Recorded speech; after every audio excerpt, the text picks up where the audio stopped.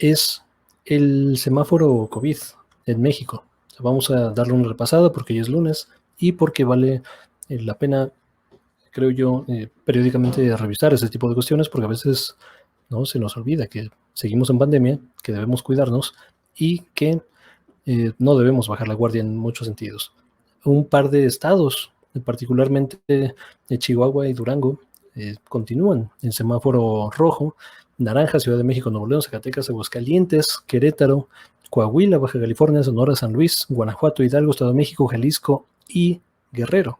En amarillo, Baja California Sur, Sinaloa, Nayarit, Colima, Michoacán, Tamaulipas, Veracruz, Tabasco, Morelos, Tlaxcala, Puebla, Oaxaca, Yucatán y Quintana Roo. Y por último, en verde, Campeche y Chiapas, que se añade a esta lista de entidades federativas en verde, ¿no? Verde que es riesgo bajo, o sea, ni siquiera, no pensemos que significa que ya se acabó COVID en esas entidades, no, o sea, son las que mejor se han portado, son los que mejor han atendido esta pandemia en muchos sentidos y son los que, bueno, pueden tener en muchos sentidos más libertad en ese tema.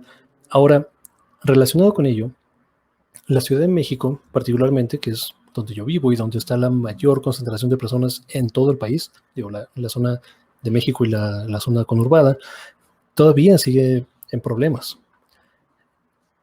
Digo, había alguna duda si la Basílica de Guadalupe, que normalmente reúne todos los años millones de personas, tanto nacionales como, ¿no?, extranjeros y extranjeras, había una duda si iba a abrir o no estos días. Estos días que se celebra, ¿no?, se festeja, se conmemora el Día de la Virgen de Guadalupe en México.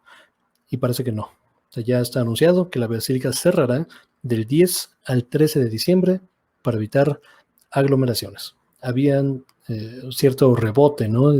Decían que primero que no iba a abrir, que estaba muy claro, que las autoridades, el clero, ¿no?, y la iglesia estaban perfectamente enteradas del riesgo y que no iban a abrir.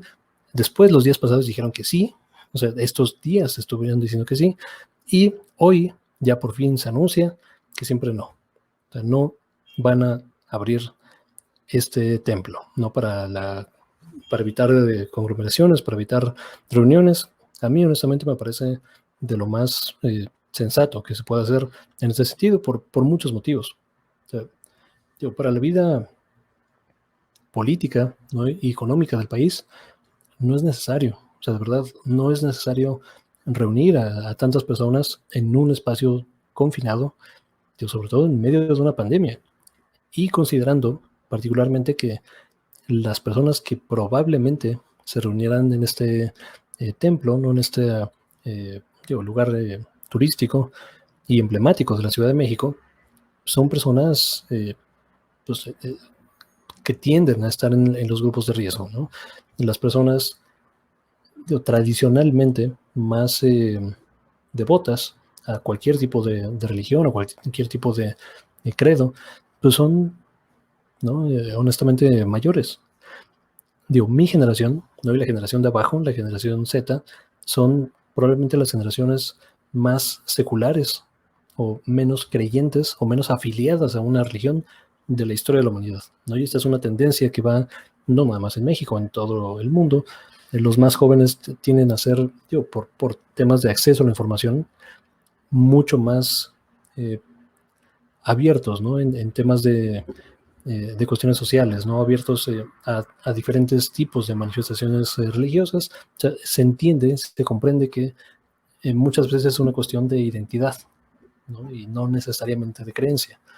Es decir, ¿no?, si naces en México, probablemente, ¿no?, a menos que nazcas en el sureste de México, no en algunas regiones en particulares, pero en todo el país es mayormente católico, ¿no? O sea, yo mismo, cuando era niño, ¿no?, pues hice mi catecismo, ¿no?, mis papás me llevaron y toda esta cuestión, pues yo decía que era católico, ¿no? Y eso no significaba, yo me adhiero, ¿no?, completa y concretamente a este cuerpo ideológico y pensamiento. O sea, no, era como, o sea, como decir soy mexicano, ¿no?, soy chilango, soy, o sea, pues no, pues mis papás son esto, ¿no?, pues a mí me crearon así, pues soy tal cosa, ¿no? Y ya.